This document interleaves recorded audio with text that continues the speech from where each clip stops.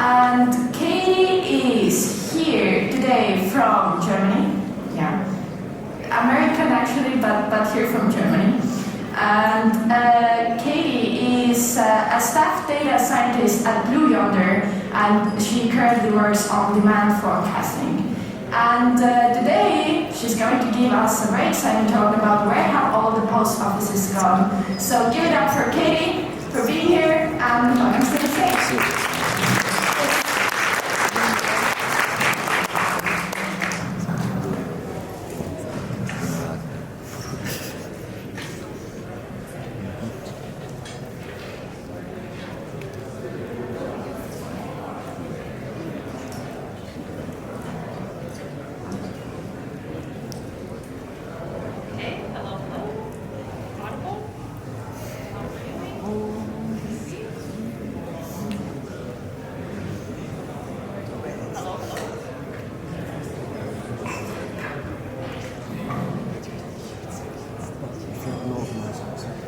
Okay, am I audible? Yes.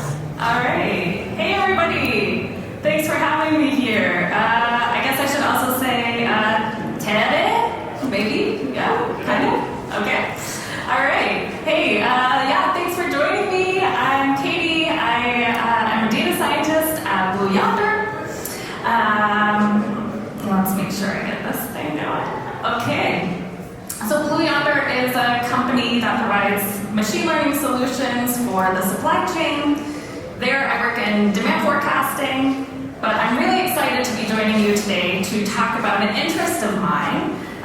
So I'm curious about the evolution of public spaces. So how our shared spaces, much like our communities, grow and change over time. And I also like writing letters. A little old-fashioned, but hey. So the idea for this project all started when I was writing a postcard and I needed an international postcard stamp. So I headed out to my local post office, and when I got there, it was closed. Not for the day, for good. And this wasn't actually the first time this happened in my neighborhood in recent memory.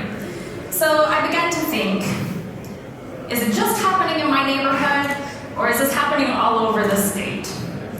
When I opened up my map app on my phone, I could only see the post offices that were around me now. Not really what was there 3 months ago, or 3 years ago. Additionally, in the search results, I would find some facilities that didn't really offer all the services that I was looking for from a standard post office. So what I really needed was something like a database, where I could have the historical data snapshots and also be able to filter for the information, what was relevant for me. And that's exactly what OpenStreetMap does. So perfect. Okay, I'm going to use OpenStreetMap, and I want to be able to maybe do some data analysis and plot my results, and ideally I'd like to do all of this in Python. So that's what I did. And I'm going to show you how you can do it too. So first, what's OpenStreetMap?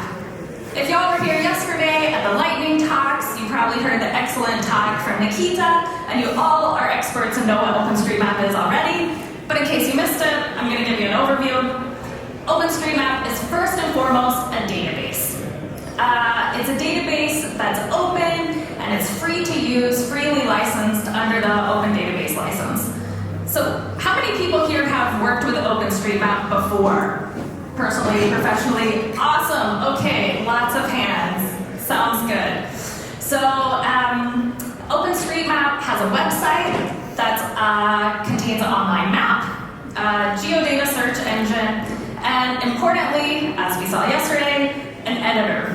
Because OpenStreetMap is built by the community, and OpenStreetMap really depends on the local, on-the-ground knowledge so that we can share this with the rest of the community. Additionally, OpenStreetMap is supported by the OpenStreetMap Foundation. It's a nonprofit organization that supports OpenStreetMap project. All right, so we've got this database of places. Cool. How is the data even organized in this database? So the physical world is modeled in OSM using 3 different elements. The first element is a node. A node is a single point in space. Importantly, it has longitude and latitude coordinates. A node can be a point feature. So this could be something like a bus stop, a park bench, even a post office. That could be represented as a node. Nodes are also used to define other elements, like ways. A way is a linear feature. It can also describe an area boundary. Ways are ordered lists of nodes, and if the first node doesn't equal the last node, then it's an open way. Examples of open ways that you can maybe imagine are sidewalks, roads. Then if you have a way where the first node equals the last node, that's a closed way. An example of this could be something like a roundabout or a barrier, so a fence or around a building. You can also have closed areas that are closed ways. And this could be something like a school ground, where you have multiple buildings or kind of different structures that occupy an area, or a town square, a plaza. This could be a closed way. Also, some post office facilities can also be represented as closed ways. And the final element is the relation. So much like its name sounds, a relation describes relationships. So how other elements work together. You could imagine several roads that together form a bus route. That's a relation. Or different boundaries, like a neighborhood inside a district that belongs to a state, that belongs to a country, a continent, you get the idea. These things can be relations. Okay, so I'm looking for neighborhoods, I'm looking for post offices. Neighborhoods, ways, more likely nodes, and these neighborhoods or maybe districts, I'm looking for relations. But how can I find the nodes and the relations I'm looking for in the database? And the details are added to these places using tags. Maybe you recall also yesterday in the lightning talk, we saw some examples of tags. So many tags. So tags are used to describe the elements, and they are key value pairs of free format text fields. The number of tags that can be used to describe an element are essentially unlimited. So currently, there's over 100,000 distinct keys and over 180 million distinct tags. Wow. So to keep all of this straight, we need to agree upon some conventions for usage and meanings of these tags. And these discussions are documented in the wiki pages for tags. So let's take a look at an example of one of these. So I'm going to show you the example for the boundary equals administrative tag.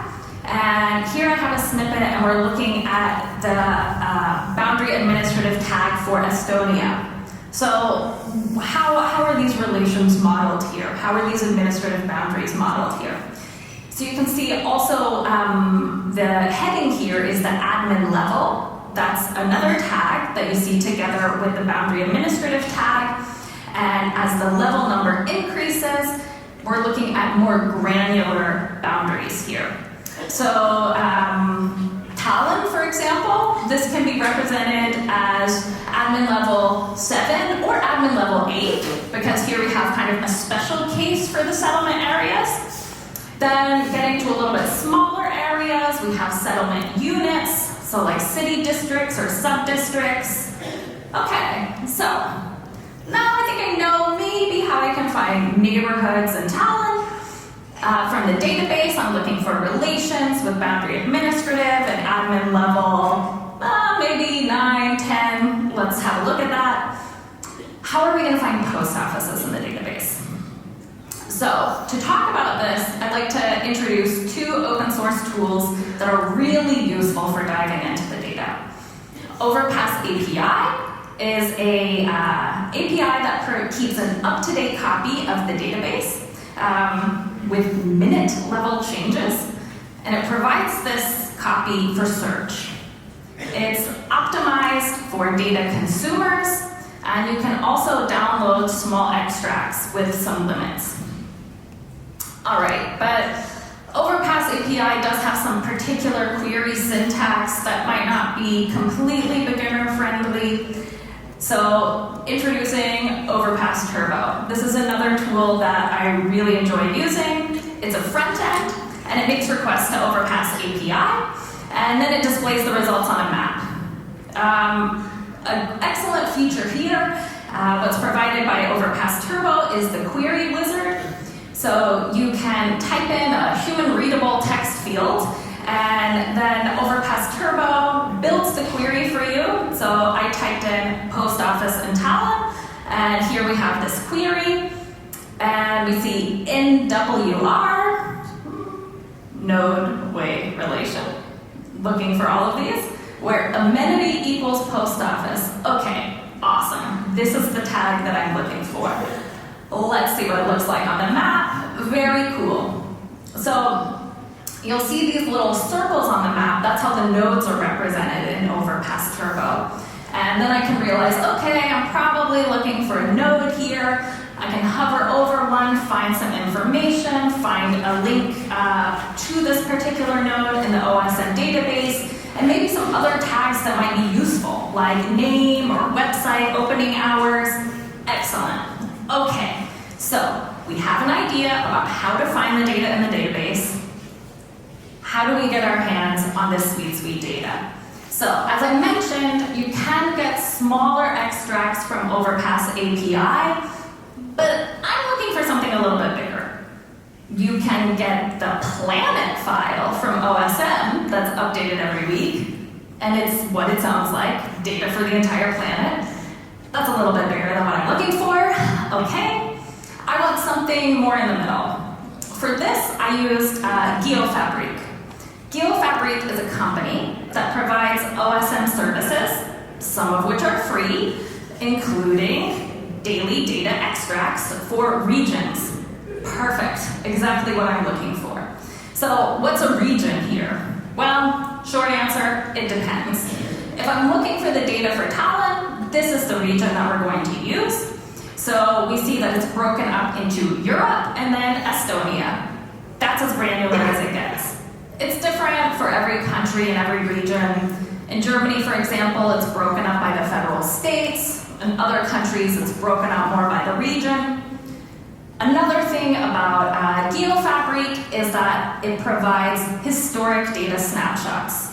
So this is the snapshot of the data from January 1st from the past years. And the second line, you can see this is how we would retrieve the extract for January 1st from 2018. Awesome, excellent. I know how to get the data. But hang on, what is OSM PDF? What are these file formats? I don't know her, who's that? So PDF is a data serialization format, and it's used for map data as an alternative to XML. PDF files are designed to be space efficient, which is really important considering we could have data that contains mapping data for the entire planet. It also takes up less space, and it's a lot faster to read and write compared to gzipped XML files. All right, so we've got all the pieces to get started. I know where to get the data. I have an idea of what I'm looking for. What's the goal again? Okay, so I want to use this geospatial data to learn about the distribution of resources, post offices, in my neighborhood, and I want to look at how this distribution's changed over time. Okay, so first I'm going to download the data, then I'm going to filter it out for what I'm looking for. Then I'll probably do some spatial operations, find out how many post offices are in an area, so these point and polygon lookups. Maybe do some enrichments, calculate the area of the neighborhoods, maybe find population data for these neighborhoods. And then if if I'm just interested in the data, I'll put it as a GeoJSON, done. But what I really want to do, I like to plot it. Okay, so this is our structure. Also, importantly, I want a catchy name. All right, so I tried to ask AI to help me come up with a catchy name here, and it was awful, right? Really long names, not cool. So we are discovering neighborhood resources with OpenStreetMap, also known as Diner OSM. Okay, catchy name, check one. All right, I want to be able to run this for different versions, different year snapshots, and maybe different regions, other cities in Estonia, maybe my hometown, maybe where I live now. All right, so to do this, let's make a CLI tool so that I can easily run this. I'm also going to need to configure these regions, right? So to say which extracts to use for which region, let's do this all, throw it all in a TOML file. Then for my areas, I'm also the places that I'm interested in, so which admin level I want to use, or maybe which tags I want to use for the resources I want to explore. I need to configure those, so we can also do this in the TOML file. Okay, cool, excellent. Let's get started. So, how can we actually start reading these PDF files to extract the neighborhoods? For this, I use PyOsmium. PyOsmium is an excellent open source tool for working with OSM data files. I really enjoyed using it. Shout out PyOsmium. And this package provides the Python bindings for libosmium. That's a C++ library for working with OSM data. And so that we can use all of these cool features and do it in Python. So PyOsmium makes it really simple to read and filter OSM data. So let's take a look at the code snippet. So here I'm extracting the areas I'm interested in. So first we instantiate a file processor to process the file that we've downloaded, this extract.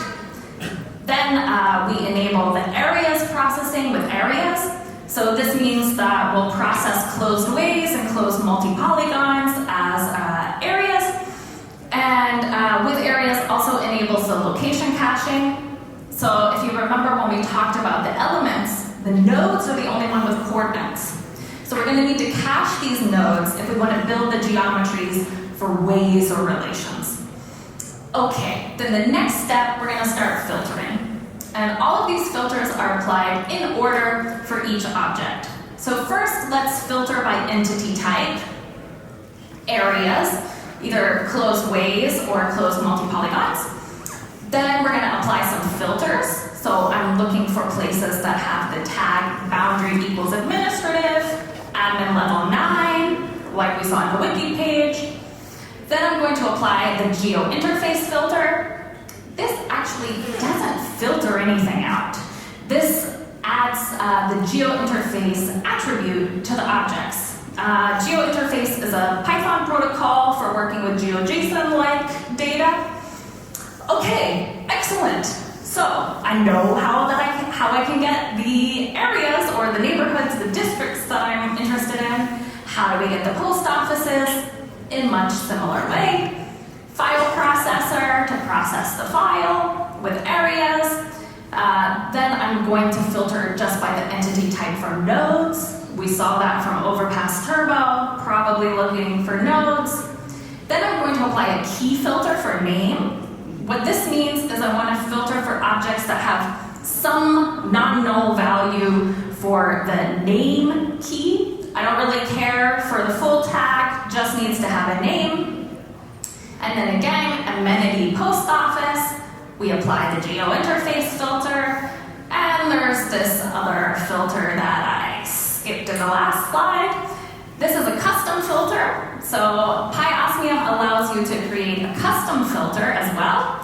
So this one I created, it doesn't filter anything out, but it also enriches the objects. So here I'm going to add some information to the GeoJSON properties, like the original OSM ID and the original entity type so that I can construct the URL which points to this object in OSM. All right, so what do we have here? What's the big deal? Now with this file processor, we have a Python iterable of objects that contain a geo interface, which means it's the perfect input for something like GeoPandas. Anybody familiar with GeoPandas here? Yes? Okay. See a few hands that went right up, so maybe some very satisfied users like me. GeoPandas is a package that extends pandas to support geospatial data. This means performing geometric operations, uses Shapely under the hood. And so we can construct a geodata frame, using this file processor object from PyOsmium. So let's have a look at how we do that. Just a one-liner. We construct the geodata frame from the areas file processor and from the places. All right, but I've got two data frames. I want one. We can join these using a spatial join. That's this S join here. And I'm going to do a left join with the areas, left join them on places. Because I want to keep the information about the areas even if there aren't any post offices in them. And contains, as our predicate, means we're joining on the areas that contain these post offices. So an area contains a node if at least one point in the node, which is 1 point, lies in the interior and no points lie in the exterior of this area. Exactly what we're looking for. Okay, but we're talking about map data, visual, give me some pictures. Here's an example of what a spatial join would look like, looking at a district, the Christina district, maybe, right? Fluent in Estonia? No, just kidding. That's this blue area here, and the red point is a post office that is in this district. So what we've done from doing a spatial join.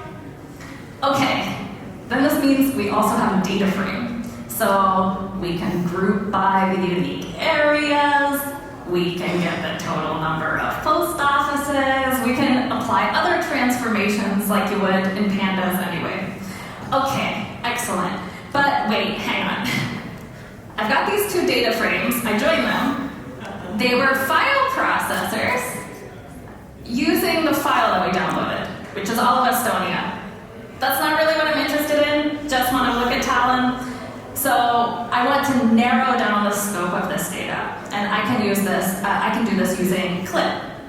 So we can clip by bounding box, that's what you see in the first line there, or we can use a clip mask. So we could get the Talon area using a different admin level, so the city admin level, extract that, and then use that geometry to clip our data frame. That's what you see in the second line.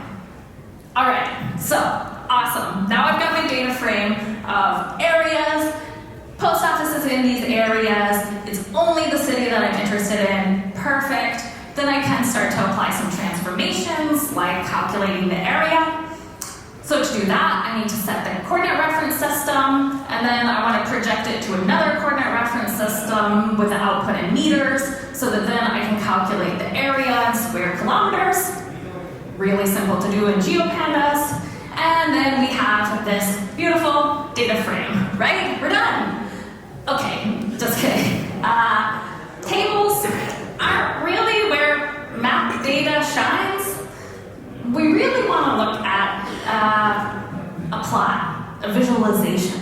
So let's do that. So to make the visualization, I use Bouquet. Bouquet is a Python library that creates these interactive JavaScript-powered visualizations where you don't really have to write any lines of JavaScript yourself. Excellent.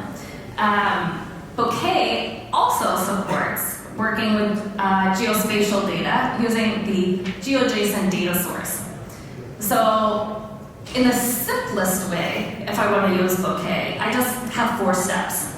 I prepare the data, So I create this GeoJSON data source, and I can turn my data frame into a GeoJSON by calling to JSON. Then I want to call the figure function. Then add some renderers. So here I'm adding the patches to plot the areas. And then I call show. But it's not quite interactive enough for me yet. I'd also like to add some more information. So I can do that with the hover and the tap tools to allow whoever is looking at this map, me, to have a little bit more information about what I'm looking at. Then I could use toggles or sliders to change the data, make it a little bit more interactive, so see the change in the plots from the different versions that I'm looking at. And I can create some custom JavaScript callbacks. This is quite cool, so you can create these callbacks where you actually write JavaScript in the function parameter, so like as a string. And this can define the interaction or the response to certain triggers that you have, how that should change. All right, so we're talking a lot about interactive visualizations, but maybe we should just check out one.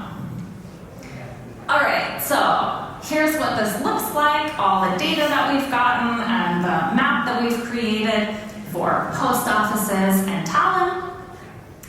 Here, the plot is the admin level 9, so this is the city districts, a little bit bigger than a neighborhood. We also see different colors going on here. This is the total number of post offices per district, normalized. And at the top of the chart, you can see what region we're looking at, Tallinn. Amenity equals post office, that's what we filtered for, and with some value for name. Cool. All right. And we're starting at version from January 1st, this snapshot from 2018. Let's take a look at how this looks in action. All right, so with the tap tool, we can hover over and see the different names of the city districts. All right, cool, looks good to me. Then with the button, we can show the places on the map. Let's zoom in a little bit more. Okay, and let's see how it changes over time. All right, so this is quite interesting by district. Our yellow one shows the most concentrated. Let's zoom in and see what's going on there. And this place wasn't in the most recent. What's going on? Ah, it's a disused amenity. Okay, so this is one of the post offices. What has disappeared in the most recent extract? We can also toggle by area or by population to see how these counts change. All right, so what we've seen is that over time, the districts with the most post office has changed a bit in Tallinn. Okay, cool. But maybe you don't like writing letters. Maybe post offices aren't really your thing. Let's have a look at another example. So this is the oak trees in Hamburg. So here we're also looking at the admin level 9. So for Germany, this is a municipal district. And you can see from the title, our tags are natural equals tree. And then we have the genus in German, which is Eiche, so oak trees. And let's have a look at how this has changed from 2018 until now. Let's show these trees. That doesn't look like a lot of trees. What's going on?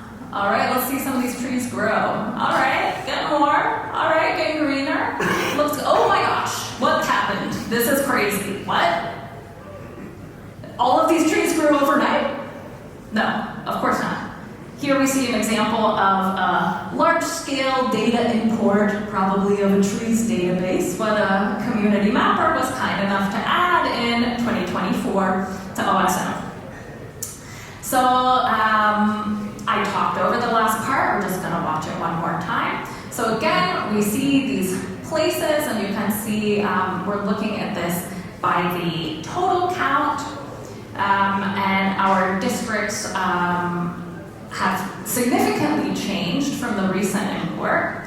If we look at this by total, Vansbeck has the most oak trees, or by area, that's going to be Eimsbüttel, or by population, Harburg has the most oak trees. Okay, cool. But maybe also nature's not really your thing. Let's have another look at what we can do with this Diner OSM project. Surveillance in Frankfurt. Where are you being watched in Frankfurt? All right, so here we're looking at a little bit more granular area. This is the admin level 10, which corresponds to district in Frankfurt. So it's more granular. Maybe we want to look at the distribution by area. And from the top, you can see what we filtered for, and that is just for anything with a surveillance tag. Okay, keep in mind, we could have surveillance equals no, but let's forget about that for this example, right? Just anything with a surveillance tag, OSM, show me what you got in Frankfurt, and show me how it's changed. Let's have a look. Okay, so again, we have a smaller area. Let's look at this by area, not by total count, and let's show these places. All right. Kind of concentrated in the center of the city. A little bit more, a little bit more. Okay, this like horseshoe area filling up. What's up with this line of, there's like a line here of different nodes. We can click through to the map added by the enrich, and we see, oh, it's a surveillance camera along the highway. All right, makes sense, right? What is going on here? Look at that way. Oh, European Central Bank under surveillance. Yeah, makes sense. Okay, checks out. Zoom in a little bit more. We see the central station of Frankfurt, some interesting places. Oh, McDonald's. Okay, all right. You're on camera, getting your burgers. So this is another example of what you can do with the OSM data when you plot it and filter it for different places. And since we are in Tallinn, let's have one more look here at the public artwork. I got maybe a little bit more time after the conference today. Want to check out some of the fantastic art in the city. Here we are also looking again at a more granular level. So this is admin level 10. Here that represents a sub-district. And we have some more complex tags. So the tags are going to be tourism equals artwork with some kind of name and some value for artwork type. I want to have an idea about what I'm going to see. Okay. Starting off in 2018, we can see kind of a concentration here in the center and also in another one of these districts here more in the west side. Let's take a look at how this has changed. All right, and let's look at it again by area since we're looking at these smaller sub-districts. We can start to see a few places on the map. What's going on here in the middle? Let's zoom in a little bit. Okay, we're getting a little bit more spread out. And then these are some interesting names going on here. What am I looking at? St. John's Beetle. Ah, it's graffiti. Okay, it's some art on a wall that I can go see. Excellent, cool. Let's check out something else here. It's a sculpture. Oh, we also have artist name. So I can filter by all my favorite artists if I wanted to. And let's check out this other district that also seems to have a lot of public artwork. What have we got here? All right, it's a sculpture. We also have the year. Excellent. Okay, so some ideas of how to spend the rest of your time here after the conference. All right, but surveillance, artwork, trees. This talk is about post offices. What did I find out? Where did all the post offices go? Was what I experienced with the closures in my neighborhood reflected in the data? Was I even asking the right question? No, I wasn't. I wasn't asking the right question. I didn't need to just filter by amenity equals post office. I needed a more specific set of filters. So in Germany, the post offices and some of our post offices are also tagged as banks, so I needed to look for them, and then also narrow this down by the postal provider to really get the full picture of what was happening in my neighborhood. And so when I did that, then I looked at the distribution by district in my state. My district is this purple one that the arrow is pointing to. When I look at this by the total count, I can see that from 2024 there was a decrease in my area and an increase in another one of the other districts, but also it looks like my neighborhood is pretty well represented. Like we're one of the top when you look at this by districts in the state. Okay, I really thought we didn't have many. But let's look at this by area. By area, my neighborhood is the top. It's leading, right? My experience is not at all reflected in the data. But my neighborhood has one of the smallest areas in the state. Probably not the best way to look at this. So let's look at this by population. So this is by population by 10,000. And here things get to be a little bit more interesting.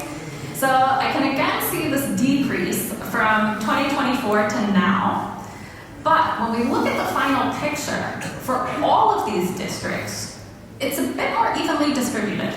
With the exception for this blue district and maybe this brown district who are considerably underrepresented for the post offices by population. But as we see the other areas, we see kind of things are evening out a bit in terms of the accessibility to these resources. So I think that's quite a positive note to end on. So just as a summary, what did we do? We got some data from OSM, we filtered it by the areas of interest, we did some data analysis, and then we plotted it. So I would encourage you to also get out there and discover your own neighborhoods. All of the code that I used for this is available on my GitHub. The link to it is in this QR code. Please check it out. Leave any feedback. If you want to work together on this, or you have any feature requests, just create an issue. And with that, I really thank you for your time and your attention here, and happy to answer your questions.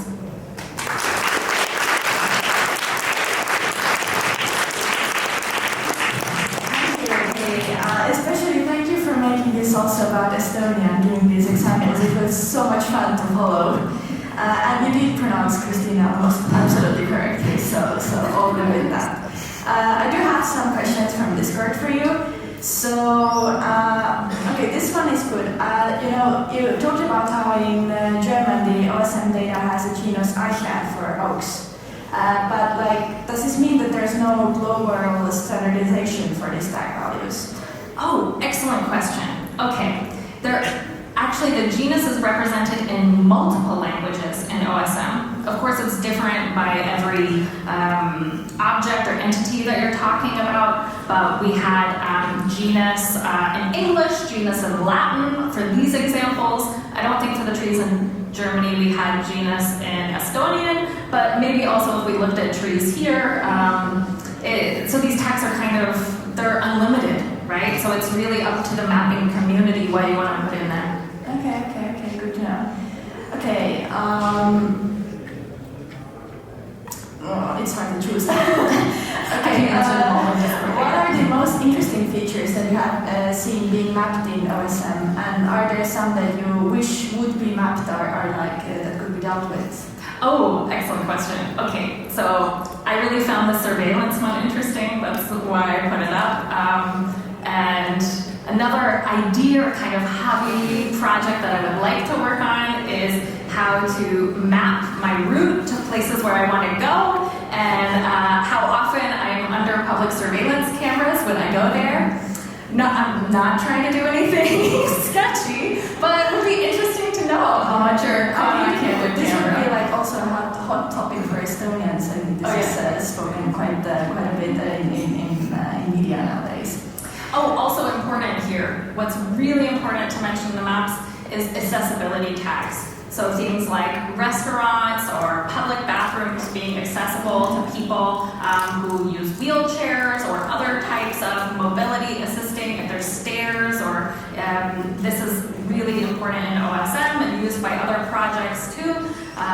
So these tags are really interesting to look at. So I guess a question about like these inconsistencies and like data completeness that you showed with the trees. Like, do you know if there's a good way to check and compare against other sources, or like get an idea about the variances that I see on the like in the OSM data or something else? Yeah, okay, love this question, right? So if you know how much should we trust this data, how well mapped is the world? So this is actually a completely different project, and there has been a lot of work in this by the community to show how well certain areas, certain countries, certain continents are mapped compared to others. So I would definitely say check out some of these projects for knowing how accurate this data is. There's also a tag that can be used in the objects that has the check date, so the last time that this entity was checked or updated, and that can also give you an idea, oh, the last time it was checked was 5 years ago, I might not really trust it as much. Okay, question from Andrew, who's giving the presentation later. So some data is heavily time dependent, like for example public transportation data. Is there is this data effectively trackable in OSM, and how would one go about working with that sort of data? Do you have any experience with that? Okay, so public transit data from OSM, this depends on the public transit authority and also the community, of course. So bus routes and things like this you can find in OSM, but to get kind of more up-to-date timetable information, you'll need to use another data source for this. I've actually worked with this in kind of some previous projects, so there are different data sources what you can use that are from public transit authorities or open from more general authorities that kind of collect this data that then you can use to get kind of routes and timetable information, and then you can compare it to what you've gotten from OSM to really see how accurate it was. But if I was planning, okay, what time was my tram coming to the conference, I might not use OSM. I get that. Okay, you have some more quick questions. You can go and look at them yourself on Discord, or just like find Katie and ask. Now, there's a very popular question here on Discord, and this is close to Estonian hearts. Okay. Do you know if OSM has like mushroom growing areas mapped? I will give you a backstory soon. Okay, so like a forest, with the mushrooms. Yeah. Any experience with that? I have no experience with it, Okay. but Let's I might hope, have to check it out. yeah, let's hope then it's not there, you know, because for Estonians, like the best mushroom picking places, it's the best kept secret in Estonia. Okay. If a person will tell you where to go and pick mushrooms, they must really care about you. So for us, we do not want those things there. So yeah. All right. I might give you a good spot if you want. But thank you so much. Thanks a lot. Yeah, and enjoy your day, and we can go on with